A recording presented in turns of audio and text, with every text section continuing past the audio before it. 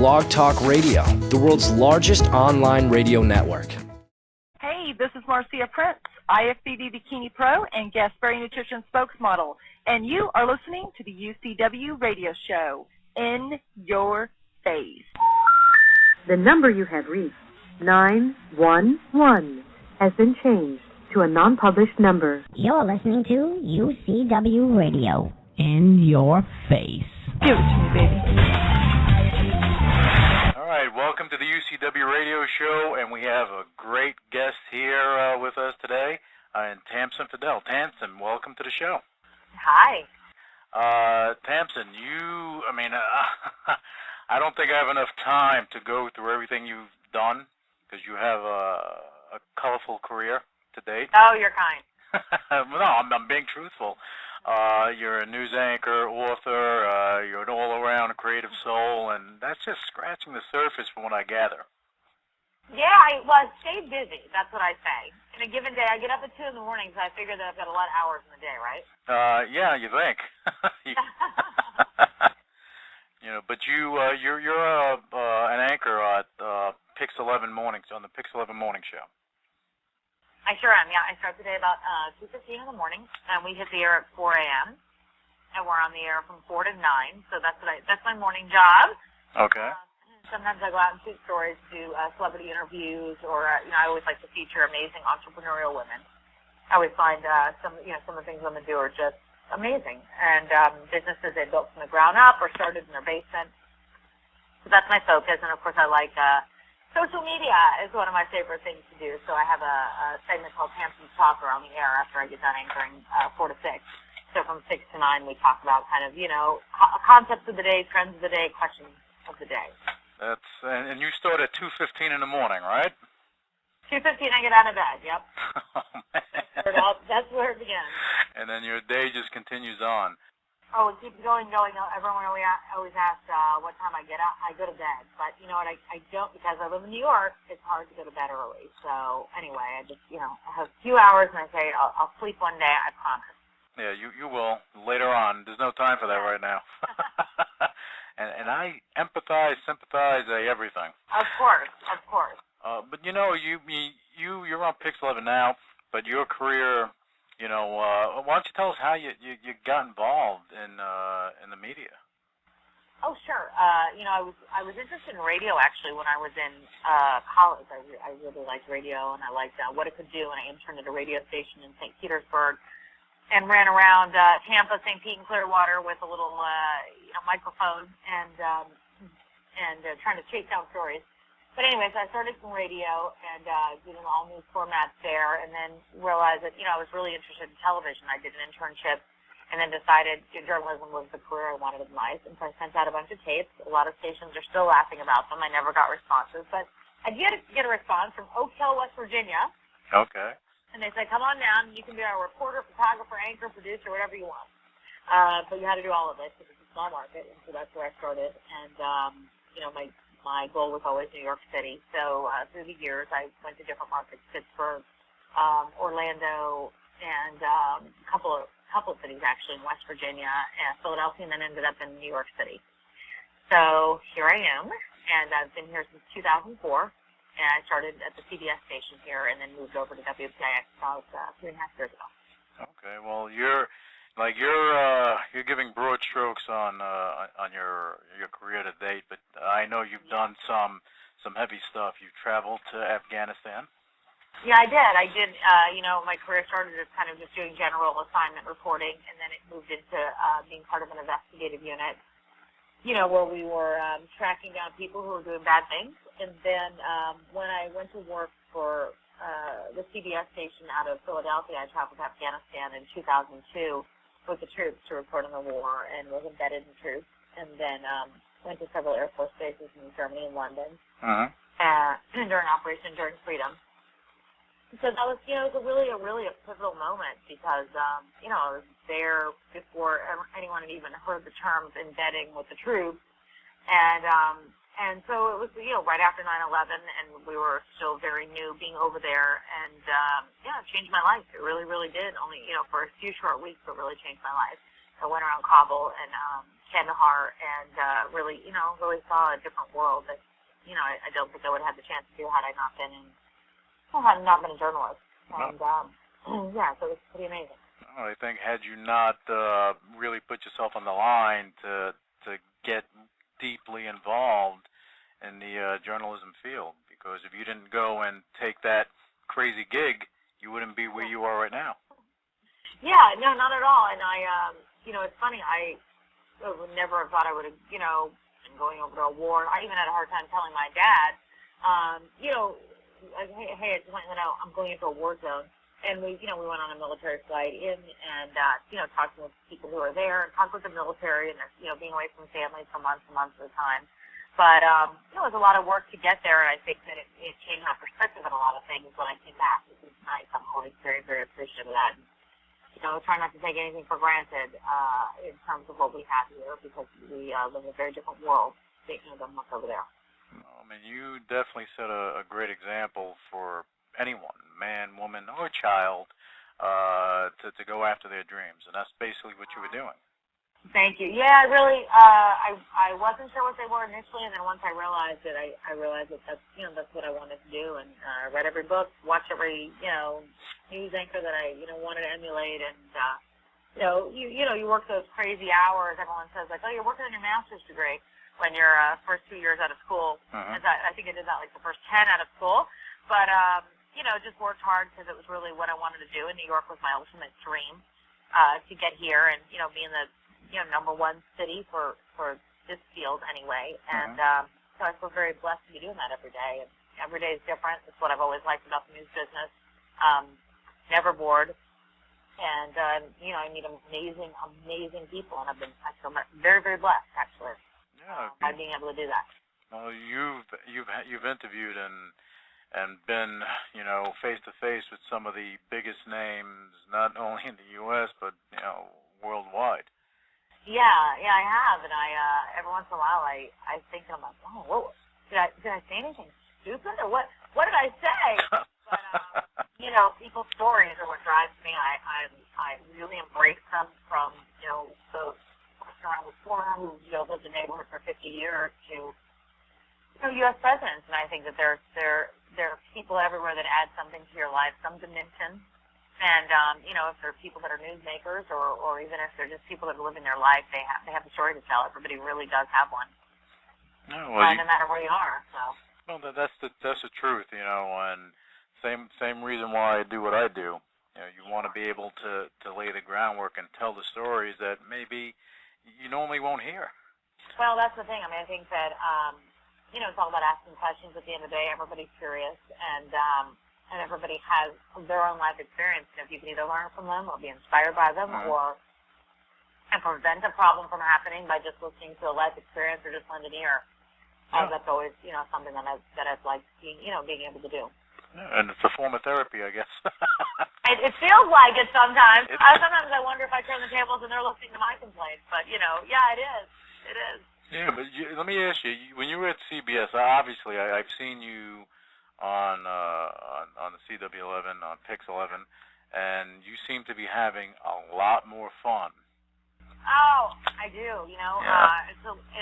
It's a news program, but there's also lifestyle involved in it because it's a 5-hour show. Right. And that's really nice, and it's something that was really attractive to me because after I got back and I'd done time as an investigative reporter, I went overseas, had worked in the news field for a long time. I think I needed to take a breath, and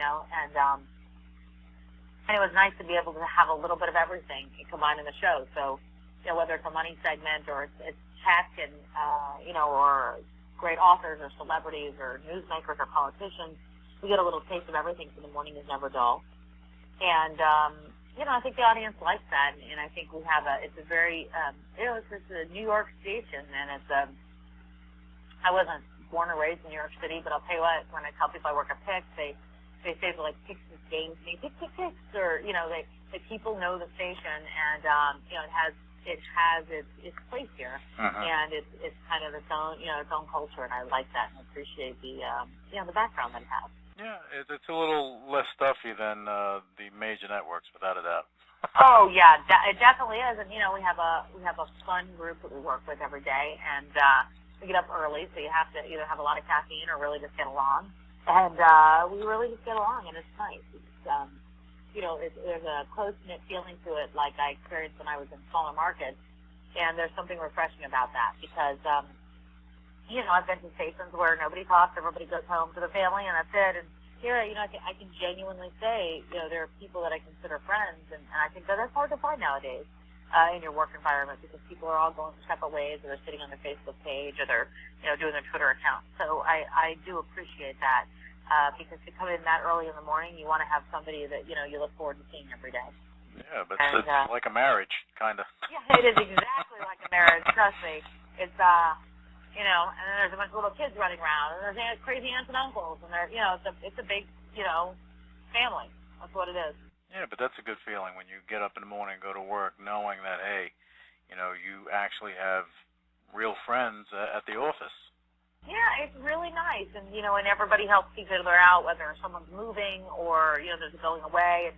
And we've had people come and go, and people are genuinely excited if somebody is promoted to a job that they want, or they're leaving to have a baby, and that's a nice thing to be able to do it. In a number one market in the country where most of the people you would think are established, don't have to worry about who they're sitting next to, and they're just doing their own thing. They're genuinely involved in your life. And I think this is good because it also it brings a lot of people in.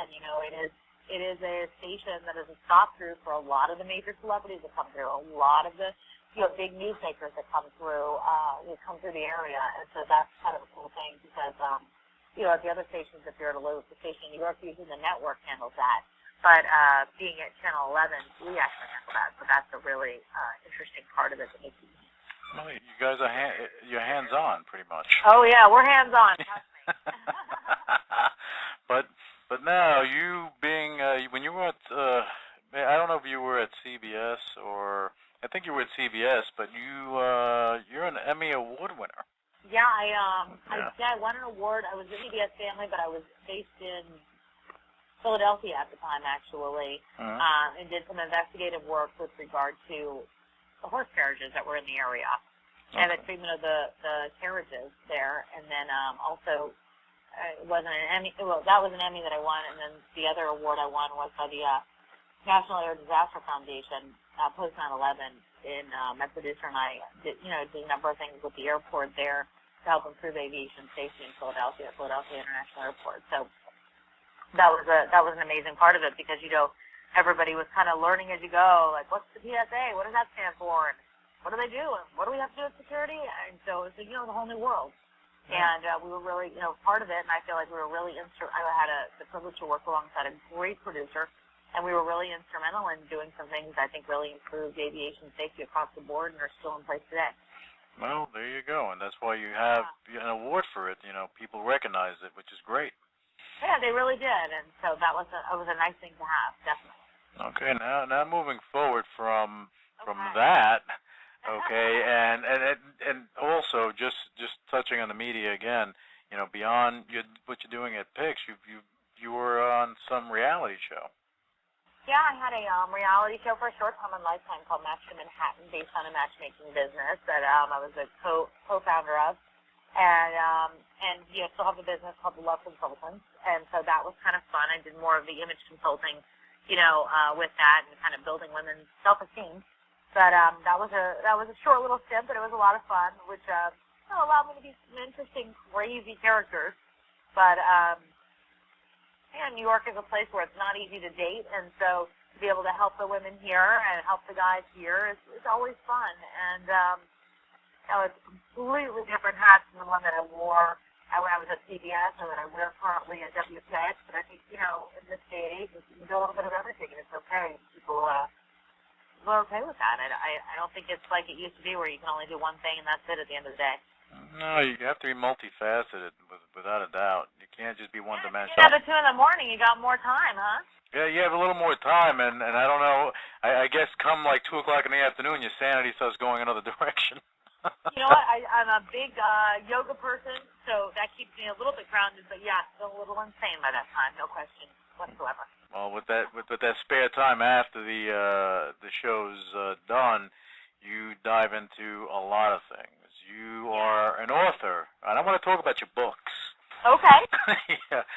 Why hasn't he called? I don't know. You tell me. You're the god. I don't know.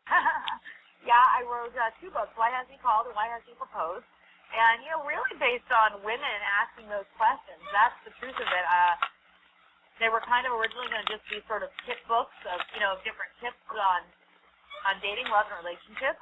And it wound up, the McGraw-Hill publishing company said, well, what's the biggest question that women ask? And immediately I was like, why hasn't he called?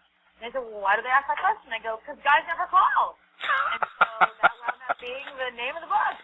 And that was the first one. And then they said, well, we want to do a second one because the first one did really well. So, it was a fun book to write. And then they said, well, what's the next question? I said, well, usually they're in a relationship, so it's why has he proposed?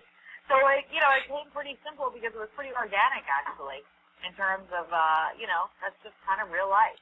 So those were fun books to write. And, and to this day, they still always get a kind of a chuckle and a reaction. Well, because you're talking about reality. Maybe not from the guys, but the women like it. Well, because you're talking about reality. Exactly. Yeah. Exactly. Very, very much so.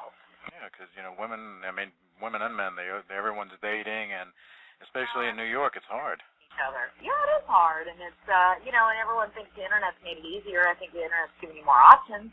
Yeah. I definitely know that it's made anything any easier. So, listen, those are the age-old questions. It's the reason Sex and the City was such a popular show, because it was so true to life. And at the end of the day, to be able to be part of that's kind of cool. I think that's great stuff, and I'm sure everyone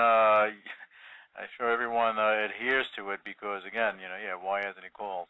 I never thought about it until I saw the title.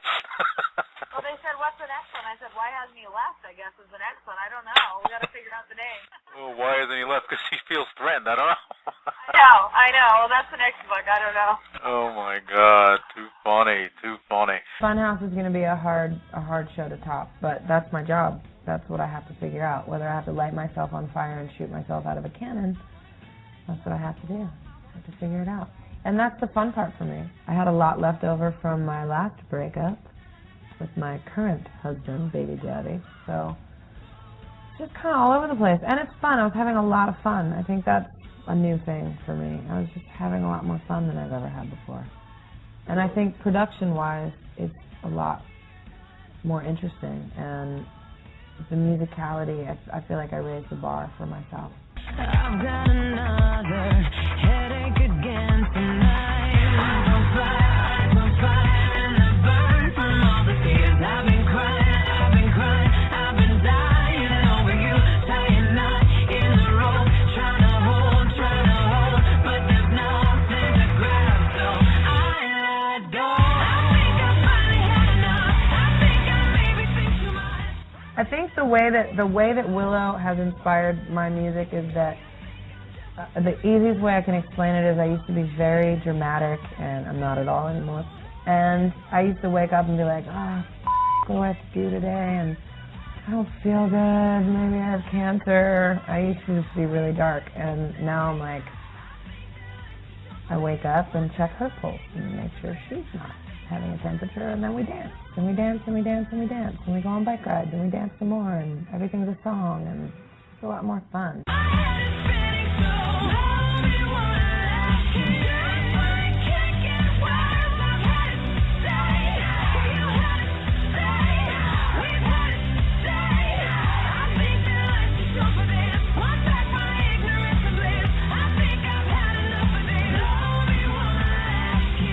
It's going to be legend.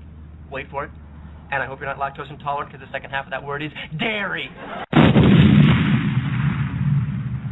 But now, you've done that, and you're also involved in fashion.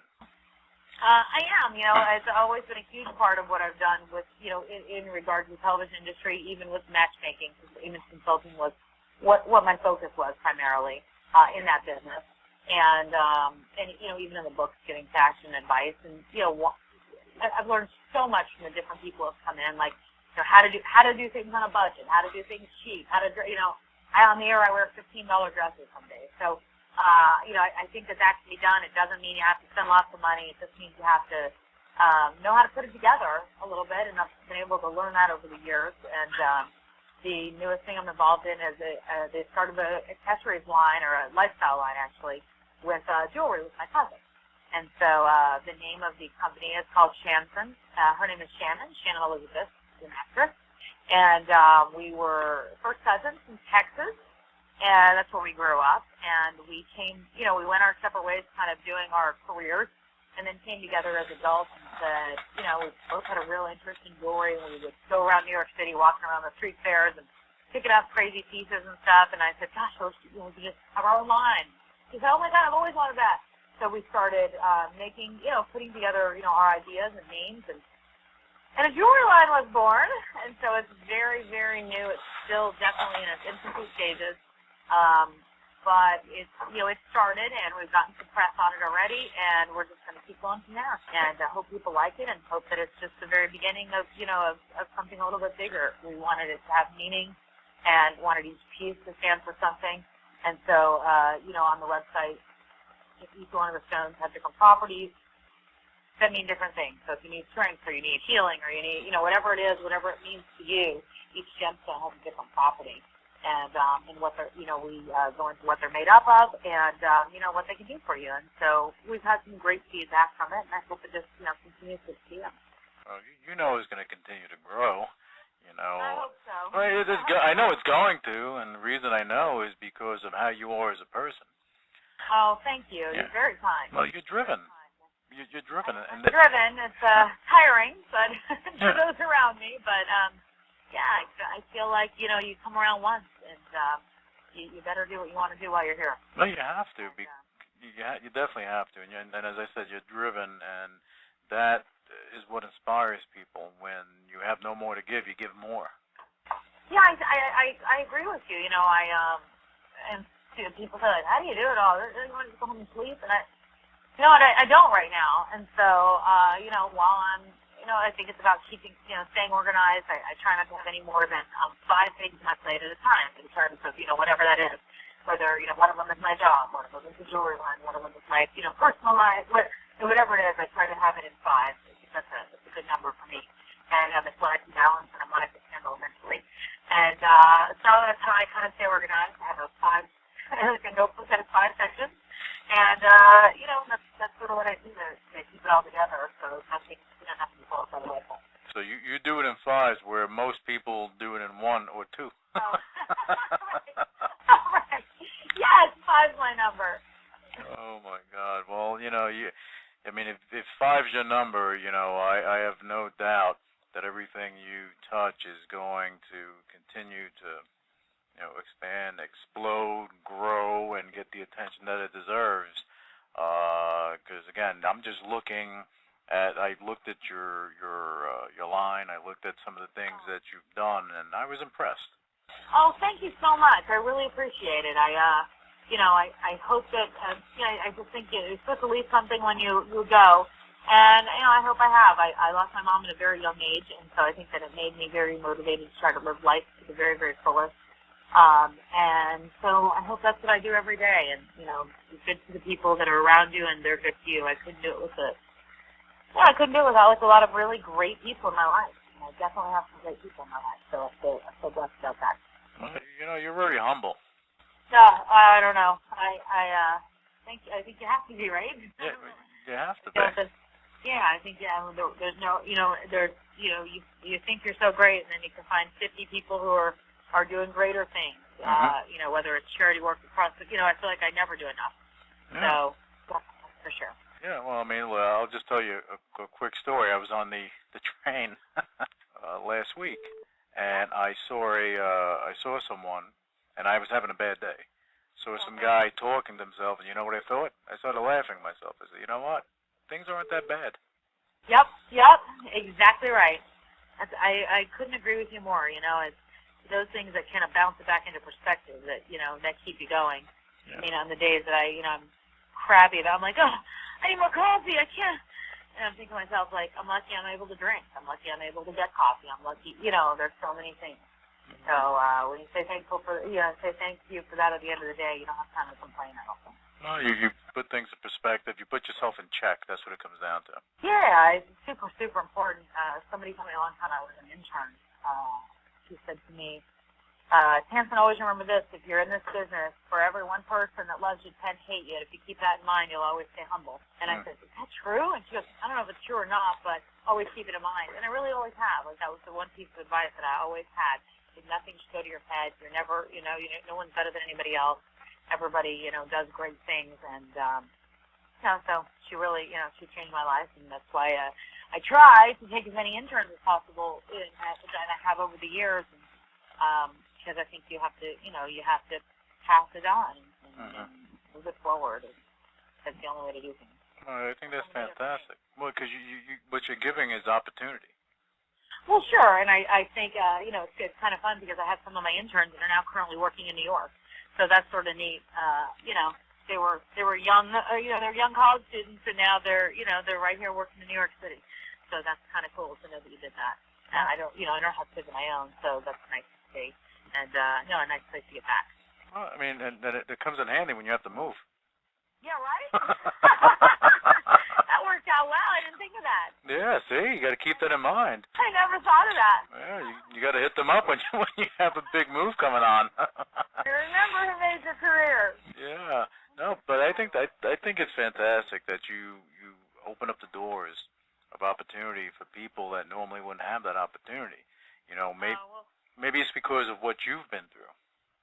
I think that someone did it for me. I wouldn't be it. I wouldn't have. I don't think I'd have been. I don't know. I think I would have been too scared to move forward if somebody hadn't helped me. Helped me get there. I remember when I told my father I was moving to West Virginia to take a job in television, and he's like, "What? Where? You don't even know where West Virginia is on the map." And I go, "No, but I got a job in TV, Dad." And so he goes, "All right, well, let's pack the car."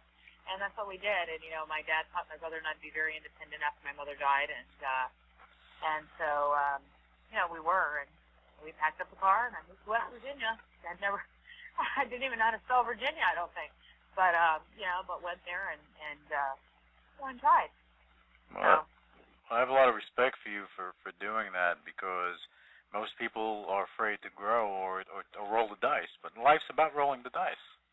Oh, completely. I lived above a furniture store in a studio apartment on Main Street, and our television station was located in a bowling alley. So, and on the weekends I taught aerobics to make extra money and shot football games, and I know nothing about football, I'll admit that. And, they said, well, you don't need to know anything about football, just follow the ball. And I said, is it really that easy? Well, just follow the ball. Well, it's not that easy, actually, because if you don't know where the ball is going, it's hard to follow it. But I did my best, and so for $25 extra a weekend, I shot football. So I've had some crazy jobs and some fun things. Yeah, but it all paid off in the end, and I think that's what I want to extract from you, is what you had to go through. No one handed anything to you on a silver platter. No, and I don't think. I think even if you do get handed things on a silver platter, if you don't have your comeuppance, like you don't learn and you don't make those mistakes, it doesn't work. I just don't think it works. And I think that I always was told, like, you don't make your mistakes in the number 1 market, number 2, 3 markets. Make your mistakes where not a lot of people are seeing them, but enough people are seeing them, so you learn. And so that's what I always, I realized I needed to do. So when I finished school in Tampa, I started looking around for jobs because I had the job in radio, and found the one in Oakville, West Virginia, and been still in touch with with the very first person that hired me there. Actually, he's now a news director in Tennessee. But you keep those contacts through the years, and it seems like a lifetime ago, but it was pretty cool. No, but well, for you it's a lifetime ago because you're doing 5-10 things at a time. Or I'm just getting really, really old. No, what are you kidding me? It feels like a lifetime ago, but I just kept saying yes. I think somebody told me one time, when I was looking around to do the reality show, she said to me, "Just keep showing up. Just keep showing up." And I said, "What does that mean?" she said, just keep showing up. Say yes and keep showing up. And I said, all right, I don't know what that means. I was showing up for any and everything, but it works, you know, and I do believe in that. Things don't come to you. They don't come knocking at your door. They don't come find you. I think you have to show up and be interested and have an awareness and curiosity, and, you know, I think it'll happen. Yeah, I really do believe in that. Well, you got to show up. If you don't dance, then what are you going to do? You're going to be a wallflower? Yeah, exactly. Sit down. As you said, life is, you go around once. Yep. You know. There's no question. My mom died when she was 51 years old of breast cancer, and, you know, I know that she wanted to do a lot of things that she never got to do. And so, anyway, I try to, you know, always remember that because that was a real pivotal point in my life. And you mentioned it a couple of times, and I apologize. I was going to give you my condolences because, you know, yeah, because I do empathize with you. You know, when you lose, you know, an integral part of your family, a parent, at a young age, it really impacts your life, and it forces you to be stronger. Or yeah, I think so. I think whether it's through divorce or death or, you know, or whatever it is, I think it makes you grow up a lot faster, and I think I lived my life a little bit backwards. You know, I wound up going, you know, I was taking care of my mom when I was in college, so I didn't go out and party and, you know, get crazy like all the other kids did because I didn't have time to do it because I was studying and taking care of her. So I always say, like, oh, wow, I was living backwards. I was like, I don't think I had my first drinking when I was like 26. So, you know, it's just kind of the way it works. But, you know, my time with her was very important, and I you know, I think that she'd be pretty proud. And so, you know, I've got a good, you know, brother and father, and my dad is still alive, and so it's nice, you know. So he's here, and you know, it all works out. And you said you think that she would be proud? I think she would be beyond proud. I think she'd be ecstatic. Thank you. I mean, you're so sweet. Thank you so much. Well, it's true. I mean, I again, in your situation, knowing your story and knowing what you've done and what you're going to continue to do, you know, your future's only getting brighter. I hope so, and you're very kind to say it. So. Well, I mean, this is what I see, but this is what I see. And I may be a psychic, I don't know, but oh, good. but this is what I see, and you know, and everything, and when I see someone and that comes from nothing and they build up on their own to do what they need to do, it stems from their upbringing, parents. That's someone in your life that kind of schooled you early on this is what you need to do to get what you want. Yeah, no, there's no question whatsoever. I mean, I think that. It's so important. I mean, I think that's again why I think it's important to keep giving back because everything comes from somewhere. You know, if you do not have that, if you don't have somebody, whether it's a parent or a brother or an aunt or just a, you know, an interested person in your life, I just don't know how you get to the next level because, you know, we can't all we can't always make our own mistakes. Like sometimes we have to learn from somebody else's. How much time would we waste if we all had to make our own mistakes? So, you know, I've learned a lot of mine from somebody else's mistakes and tried to avoid them along the way. And I realized that, you know, I was at a award ceremony yesterday, and one of the speakers said, like, no matter what you do, no matter how busy you get, no matter how, you know, how important you think you are, you've always got to read, and you've always got to pay attention and grow. And I agree with that. Like, I think that is a big part of life. You don't have something to talk about every day, and you're not, you know, reading and getting involved and being there. And you know, that's, I think, what got me to the next level because I was constantly curious. I mean, I look like a crazy person, but, you know, by my bedside, I have a self-help book, a diet book, a jewelry book, a handbag line book, a news book, you know, but I'm interested in a lot of things, and I don't make apologies for it anymore. I think it's just okay. Well, you're educating yourself on what's around you, you know, and anyone that doesn't do that is not too, you know, interested in their future. Yeah, I completely agree. I mean, we don't know, you know, we don't ever know what anything holds, and so I think you always have to be prepared for the next step. Yeah, I mean, look, I do the same thing. You know, if I'm interested in doing something, or if I am doing something, I'll read. I'll buy books and stuff that I probably won't read in 3 years, but I've got them all. I look at myself sometimes and I'm like, I was going to play the guitar. So but apparently at some point that came to me, and I bought a book about it. Nice. Yeah. Nice. So it's always a lot of fun. Now, you said you, and going back, you lost your mom at an early age, and based on that, you're actually involved in some charitable work as well. Yeah, I am. I do a lot with Susan G. Komen. Mm-hmm. That was a big part of my life when I was in Philadelphia. I worked with the race to victory, and I have the race every year, and that was super special to me. And I also headed up the Pink Tie Gala every year. Now I do a lot of different charities. Breast cancer is always one of them, but with the line that Shannon and I have, the Shannon Jewelry line, we give a portion of all proceeds to different charities. So we work with animal charities, with breast cancer charities. In fact, we named one of the necklaces after my mom. It's called the Libby Love Necklace, and so a portion of those charities are going to breast cancer. So nice. that's important, and I think to give back is essential no matter what. So I do a lot of events during the week, whether it's for kids or whatever it is, where I can at least lend a voice or MC something or host something, because if I'm not doing it, why not? I enjoy it. I was at the SPCA in Monmouth County on Saturday, and met some amazing people, really amazing people. So I think that I get as much out of it as it gets. So. But in doing that stuff, it's not about getting publicity. It's not about, you're doing a selfless act. Yeah, sometimes the cameras are there. This particular weekend was a Saturday night. We didn't have any cameras there. It was about the animals. It was about the people who had, put the event together. And yeah, I think I don't think you do it to see, how many times you're going to get your picture snapped. I think you do it because it's the right thing to do.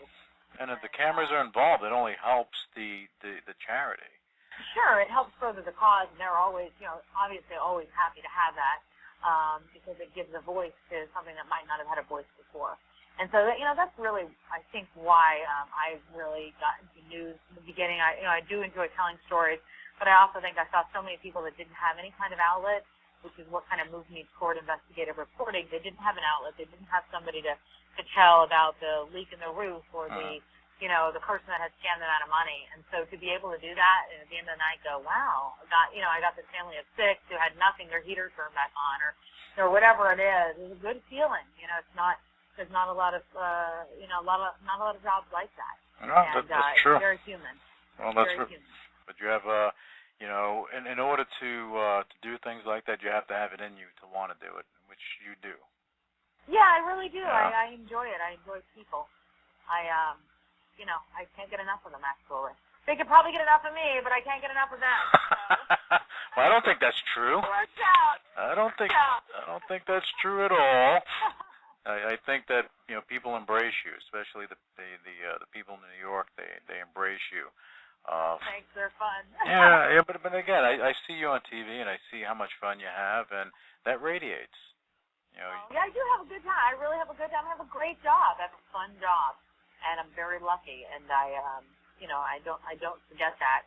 Even at 2:15 in the morning, some mornings, I don't forget that. Yeah, that's wow. I'm up at 2:15. Yeah, that's me. I know. I guess if I went out the night before, I don't know. Exactly. But you don't have that luxury. I don't. I try to go out, do the charity stuff, and then I try to just get back at a good time. Like tonight, I'm actually going to go to bed early after we get off the phone, if you can believe it or not. I'm going to go to bed early. Oh, look at you being a good girl. I know. I'm behaved tonight. I went to my doctor today just for my checkup, and he's like, "How many hours of sleep did you get?" And I go, 4. And he goes, "Do you think that's good?" And I said, "I don't know. I wasn't thinking if it was good or bad. Just you asked me, you asked me a question, I gave you an answer." So he goes, "That's bad." And I said, "All right." I saw 6, and he goes, 8 hours of sleep. And I said, "Well, that's never happening. So we can just kind of find some kind of way to negotiate that down." 8 hours of sleep. What are you? 10? He's like, I said, when is that happening? You're not growing anymore, Yeah. so. I said, I'm all done growing, doctor. That's it, Doc. Done growing. Oh my God, too funny. Now, Tamsen, why don't you? Again, your background, your story, your journey. amazing. And honestly, if we can stay on the phone for hours, we can continue to talk, and we wouldn't reach an end in all the things that you've done or what you're looking to do. Okay. Oh, thank you. But I know that you're taking time out of your busy schedule to do the show, and I appreciate that.